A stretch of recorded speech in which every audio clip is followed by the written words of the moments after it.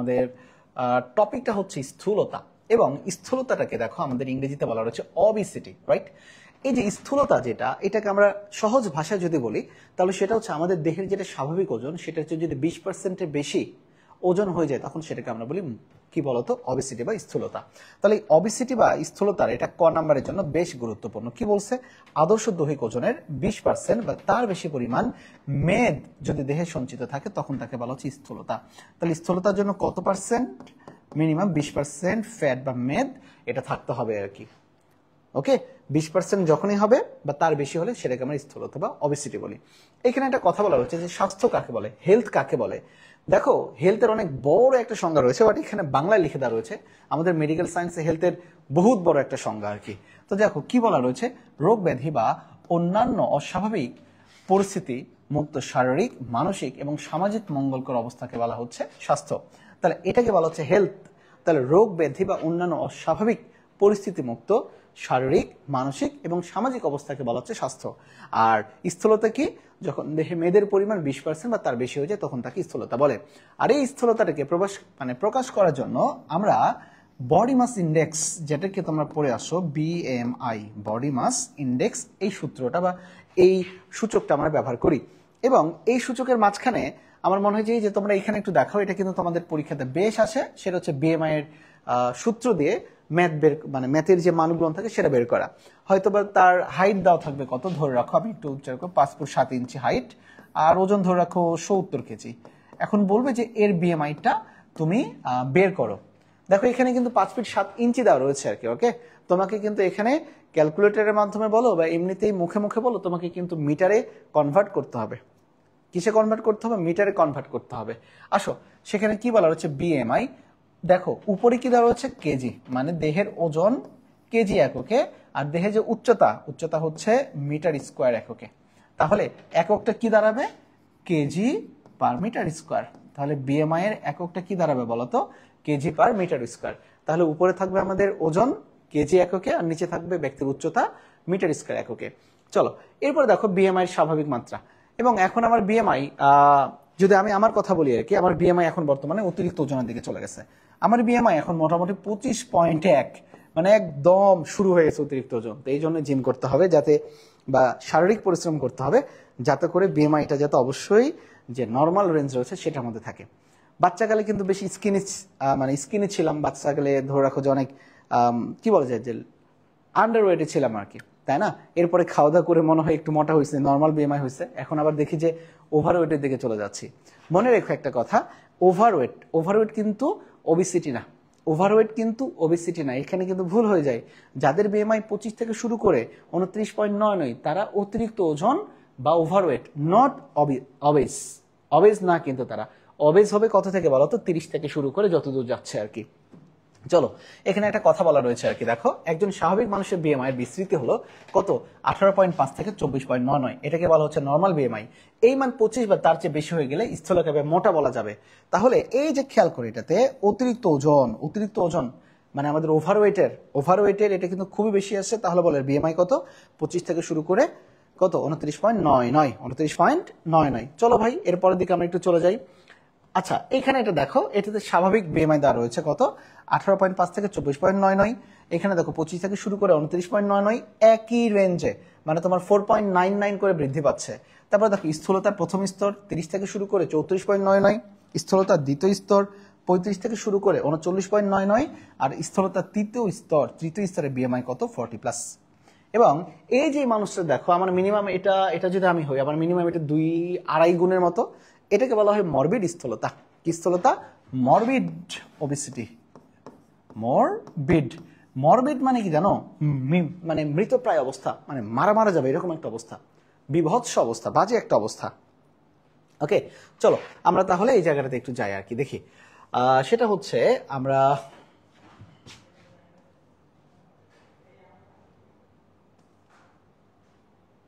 ওকে দেখো, তবে মাত্রা যদি 50 থেকে 100 হয় তবে স্থূলতাকে বলা হয় মরবিড স্থূলতা। তাহলে মরবিড স্থূলতার ক্ষেত্রে বা ব্যাধিগ্রস্ত বিভৎস স্থূলতার ক্ষেত্রে BMI দেখছো কত? 50 থেকে 100 কেজি পার মিটার স্কোয়ার।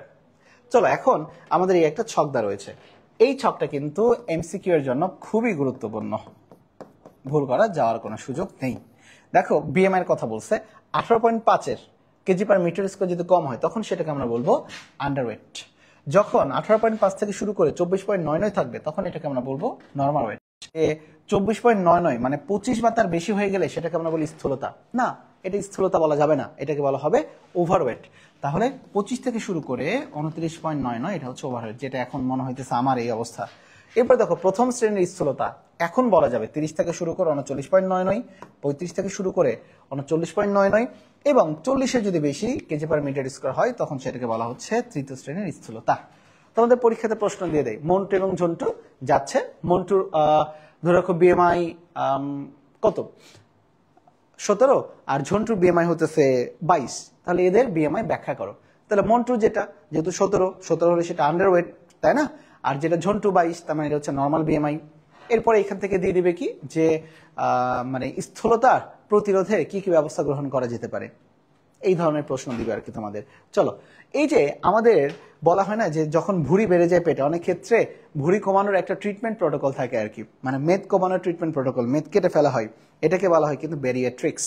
তাহলে দেখো খুবই গুরুত্বপূর্ণ একটা কথা বলেছে, ব্যারিয়াট্রিক্স নট পেডিয়াট্রিক্স। কারণ ব্যারিয়াট্রিক্সের সাথে পেডিয়াট্রিক্স মানে শিশু চিকিৎসা বিদ্যার মানে নামের একটু বেশ কাছাকাছি, ব্যারিয়াট্রিক্স পেডিয়াট্রিক্স এই ধরনের। ওকে, চলো দেখো চিকিৎসা বিজ্ঞানে যে শাখায় স্থূলতার কারণ প্রতিরোধ চিকিৎসা এবং অস্ত্রোপচার সম্বন্ধে আলোচনা করা হয় তাকে বলা হচ্ছে ব্যারিয়াট্রিক্স। দেখো স্থূলতার কারণে যে সকল রোগ হতে পারে তার মধ্যে অন্যতম হচ্ছে, এখানে স্টেশনে দিবা 3 স্টার। ওকে, অন্যতম হচ্ছে করোনারি হৃদরোগ মানে হার্ট অ্যাটাকের, টাইপ 2 ডায়াবেটিস। এখানে ডায়াবেটিস কিন্তু টাইপ 1 বলে একটা জিনিস থাকে, মনে রেখো এখানে কিন্তু টাইপ 1 না, টাইপ 1 ডায়াবেটিস অটোইমিউন ডায়াবেটিস, এখানে একটু লিখে রাখো টাইপ 1, টাইপ 1। তাহলে টাইপ 1 ডায়াবেটিস, টাইপ 1 ডায়াবেটিস এটা কোন ধরনের? Auto immune. এটা কোন ধরনের? অটো ইমিউন ধরনের, মানে নিজেই নিজেকে ডিস্ট্রাকশন করে ফেলে, নিজেই নিজেকে ধ্বংস করে ফেলে, অটো ইমিউন ধরনের। আবারও বললাম কোন ধরনের বলো তো? অটো ইমিউন ধরনের। ক্লিয়ার এতটুকু জিনিস এটাতে? এরপরে দেখো ক্যান্সার, স্তন ক্যান্সার বা কোলন ক্যান্সার, এরপরে উচ্চ রক্তচাপ, হাই ব্লাড প্রেশার, স্ট্রোক।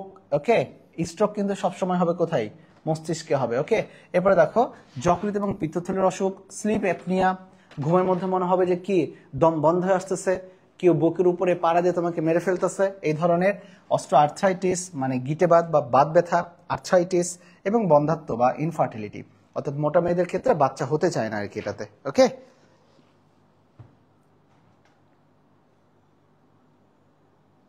হ্যাঁ সবাই শুধু মন্টু ঝন্টু বলে, মন্টু ঝন্টু খুবই ফেমাস হয়ে গেছে আর কি, বুঝছো? এই মন্টু ঝন্টু পন্টু চিন্টু এরা খুবই ফেমাস একটা নাম, তো এই জন্য আমরা সবাই এটার নামটা নিয়ে আর কি।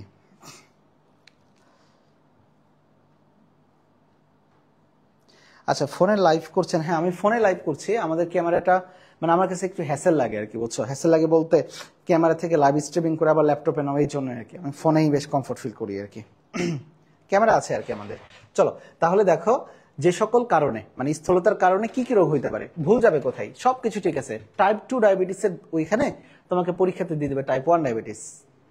স্থূলতার কারণে টাইপ 1 ডায়াবেটিস হতে পারে, এটা সত্য না মিথ্যা? উত্তর দাও দেখি।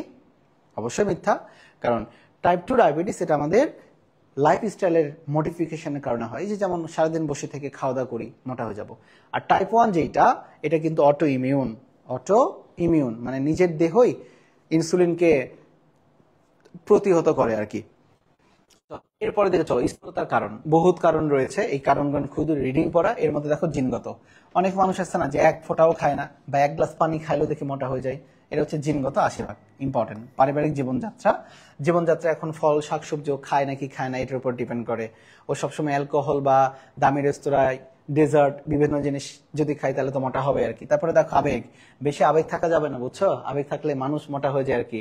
ডিপ্রেশনে থাকলে মানুষ মোটা হয়ে যায়। কর্মক্ষেত্র, এই যে ডাক্তারদের মতো কর্মক্ষেত্র যদি হয় সারাদিন মানে বেশিরভাগ টাইম বসে থাকা তাহলে হয়ে যাবে। ব্যাংকারদের মতো বেশিরভাগ টাইম বসে থাকা। মানসিক আঘাত, মানসিক আঘাতের ক্ষেত্রেও মানুষ কিন্তু এই যে মোটা হয়ে যাইতেছে। কেন? কারণ ও তখন খুবই বেশি পরিমাণে ভালো থাকার জন্য খাওয়া দাওয়াকে বেছে নেয় আর কি। বিশ্রাম, সারাদিন যদি বিশ্রাম নাও তাহলে তো মানুষ মোটা হয়ে যাবে, কায়িক পরিশ্রম করতে হবে। এরপরে চলে আসে লিঙ্গভেদ। এই জায়গায় একটা কথা, স্বাভাবিকভাবেই মানে পুরুষদের যে ওজন এবং স্ত্রীদের যে ওজন এই ক্ষেত্রে কিন্তু একটু পার্থক্য বেশি থাকে, কারণ পুরুষদের পেশি বেশি থাকে, মাসল বেশি থাকে, আর স্ত্রীদের ক্ষেত্রে ফ্যাট বেশি থাকে। এই জন্য স্ত্রীরা খুব দ্রুতই ওয়েট গেইন করতে পারে, বাট পুরুষদের ক্ষেত্রে এটা বেশ লেন্দি বা সময় লাগে আর কি এটাতে। ওকে, অর্থাৎ স্ত্রীরা কিন্তু বেশি মোটা হয়। চলে আসি গর্ভাবস্থা। স্বাভাবিকভাবেই গর্ভাবস্থা মানে কি, গর্ভের ভেতরে আর একটা বাচ্চা, ওই বাচ্চার ওজন থাকবে, ওই বাচ্চার ওজনের কারণে মায়ের ওজনও বেড়ে যাবে। এইখানে লেখা রয়েছে নারীদের 4 থেকে 6 পাউন্ড ওজন বাড়ে, যদিও বা বইয়ে লেখা রয়েছে 4 থেকে 6 পাউন্ড, বাট এটার সাথে আমার খুবই দ্বিমত পোষণ রয়েছে।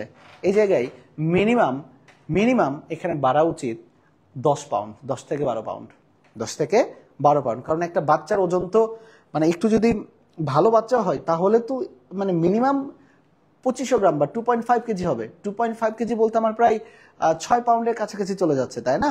আর এখনকার বাচ্চারা তো বেশ হৃষ্টপুষ্ট হয়, 4 কেজি, 3.5 কেজি। তাহলে সেই ক্ষেত্রে তো আমার অবশ্যই পাউন্ড চলে যাবে কত, 10-এর কাছাকাছি চলে যাবে।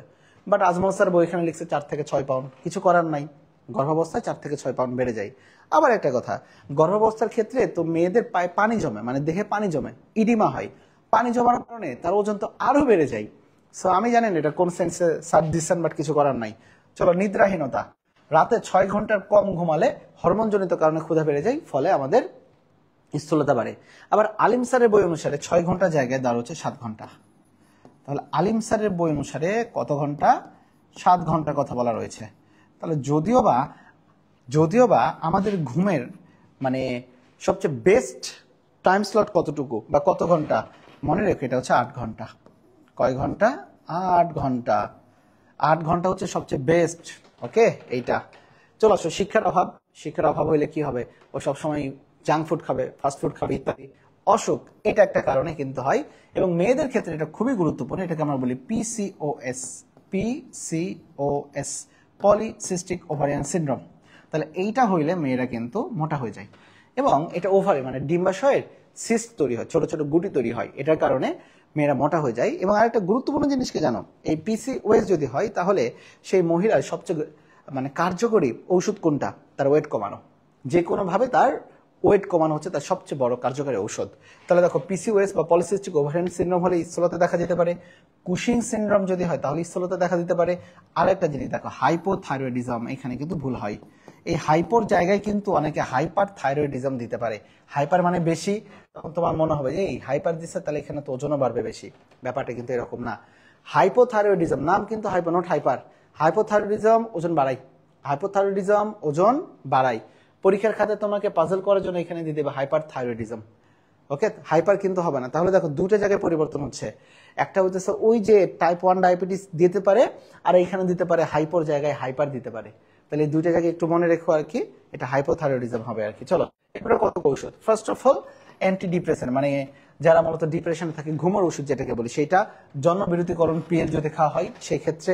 এরপরে বিষণ্ণতা থাকলে কর্টিকোস্টেরয়েড, মানে গরু মোটা তাজাকরণের জন্য গ্রামের দিকে স্টেরয়েড দেওয়া হয়। ওই স্টেরয়েড আবার অনেক ক্ষেত্রে মহিলারা গ্রহণ করে নিজেদেরকে আরো বেশি ম্যাচিউর দেখানোর জন্য আর কি। স্পেশালি অনেক গ্রামে গঞ্জে এরকম হয় কিন্তু এটাতে। ওকে,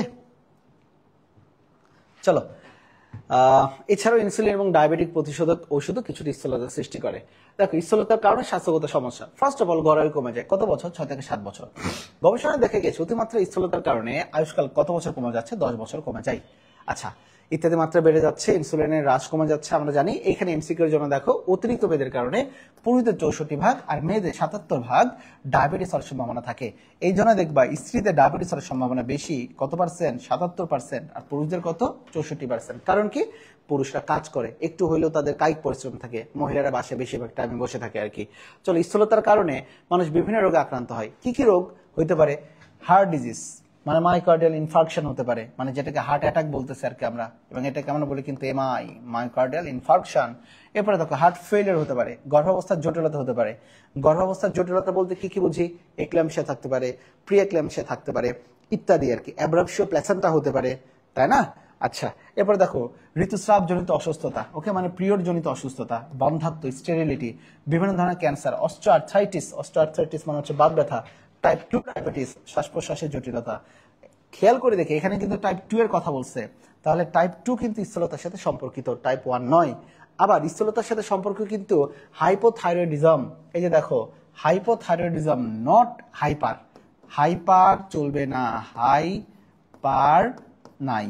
তাহলে কে নাই বলো? হাইপার থাইরয়েডিজম নাই। আচ্ছা, স্থূলতা প্রতিরোধ, স্থূলতা প্রতিরোধ। আসো, স্থূলতা প্রতিরোধের কথা যদি আমি বলি, তাহলে আমাদের সবার আগে কি করতে হবে?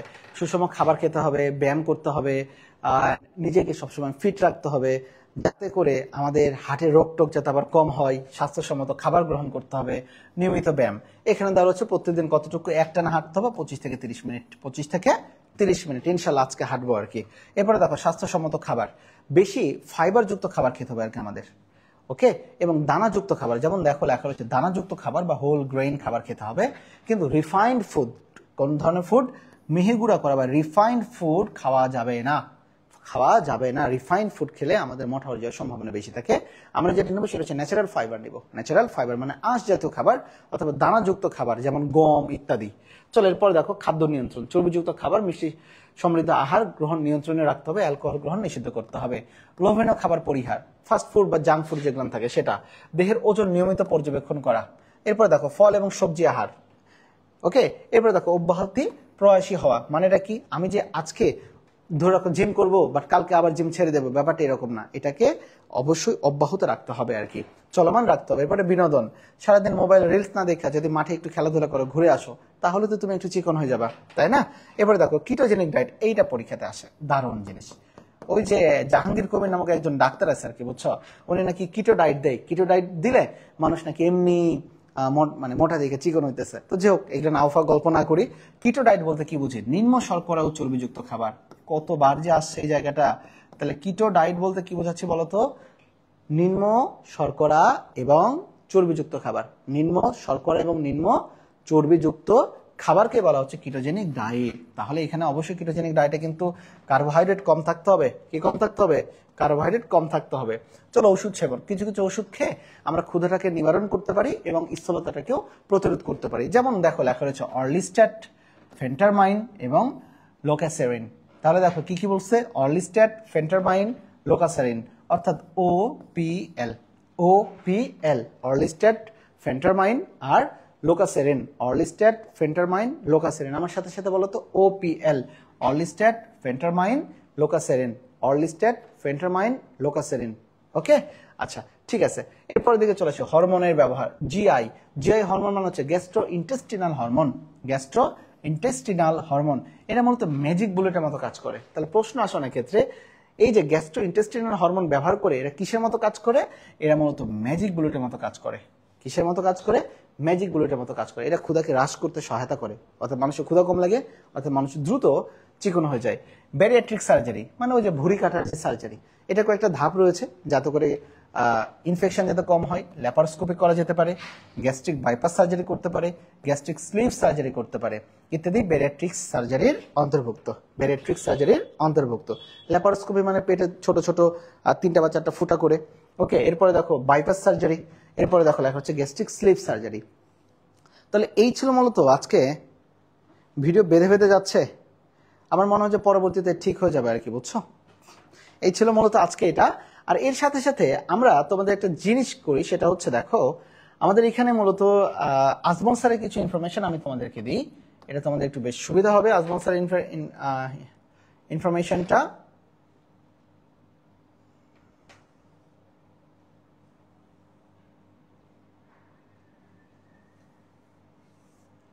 এই যে দেখো, এটা হচ্ছে আমাদের আজমল স্যারের ইনফরমেশন, ওকে। এটা আজমল স্যারের বই অনুসারে এখানে কিছু জিনিস দেওয়া রয়েছে আজমল স্যারের বই অনুসারে। চলো আমরা সেটা একটু দেখে নিই। কোনটা? এই যে এখানে খেয়াল করো, জাপান এবং চীনে বিএমআই এর মান যথাক্রমে জাপানের ক্ষেত্রে 25 কিলোগ্রাম পার মিটার স্কয়ার আর চীনের ক্ষেত্রে 28 কিলোগ্রাম পার মিটার স্কয়ার বেশি হলেই স্থূলতা বলে ধরে নেওয়া হয়। আর আমাদের দেশে কতের বেশি হলে বলো দেখি? আমাদের দেশে 30-এর বেশি যদি হয়, 30 কেজি পার মিটার স্কয়ার, 30-এর বেশি হলে আমরা সেটাকে স্থূলতা বেশি ধরে নিই। তাহলে আমাদের দেশে 30 কেজি পার মিটার স্কয়ার হলে আমরা সেটাকে স্থূলতা ধরি। জাপানে কত? 25। জাপানে 25, চীনে কত? 28, ওকে। এরপর দেখো স্থূলতার কারণে মানুষের কতটি ক্রনিক রোগ হইতে পারে। ক্রনিক মানে যেটা অনেক দিন ধরে থাকে, কতটি?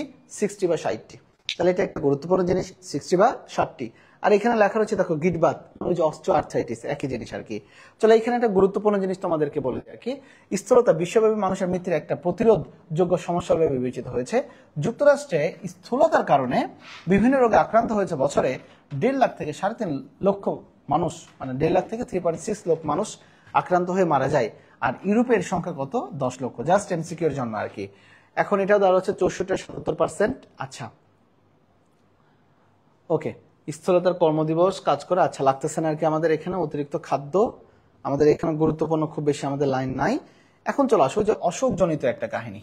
অসুখজনিত কাহিনী তো এখানে ছিলই, কুশিং সিনড্রোম ছিল, তারপর আমাদের পিসিওএস ছিল, এবং আমাদের ক্ষেত্রে আর হাইপোথাইরয়েডিজম ছিল, তাই না? হাইপার না, এর সাথে আরো একটা জিনিস যোগ করে নিবা, প্রাডার উইলি সিনড্রোম। এটা প্রাদার রয়েছে, এটা হচ্ছে হয় উচ্চারণ প্রাডার উইলি সিনড্রোম, প্রাডার উইলি সিনড্রোম হয় এটা মূলত। ওকে, আমি আই হোপ সো ব্যাপারটাকে বুঝাইতে পারছি তোমাদেরকে। তাহলে বলো অসুখজনিতের মধ্যে আরেকটা রয়েছে হাইপোথাইরয়েডিজম, তো আমাদের আজমল স্যারের বই ছিল। কুশিং সিনড্রোম আজমল স্যারের বই ছিল। এরপর আমাদের পলিসিস্টিক ওভারিয়ান সিনড্রোম আজমল স্যারের বই ছিল। ছিল না কোনটা? প্রাডার উইলি সিনড্রোম। প্রাডার, এখানে লেখা হচ্ছে প্রাদার, আমি লিখছি প্রাডার উইলি সিনড্রোম, ডয়ের উচ্চারণটা লিখছি, একই জিনিস, সমস্যা নাই। এরপরে নিয়ন্ত্রণ, অর্লিস্টাট ফেন্টারমাইন, লোকাসেরিন, একই জিনিস, সমস্যা নাই। বেরিয়াট্রিক সার্জারি, চা মিষ্টি কফি টফি আমাদেরকে কম খাইতে হবে।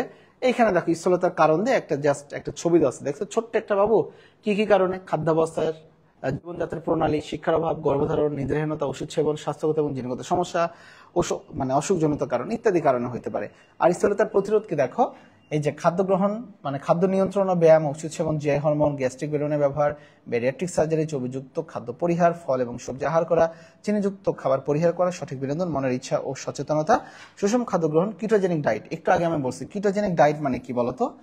লো carbohydrate, low carb plus fat, low carb plus fat, এটাই হচ্ছে কিটোজেনিক ডায়েট। এটা ketogenic diet, ketogenic diet, ketogenic diet.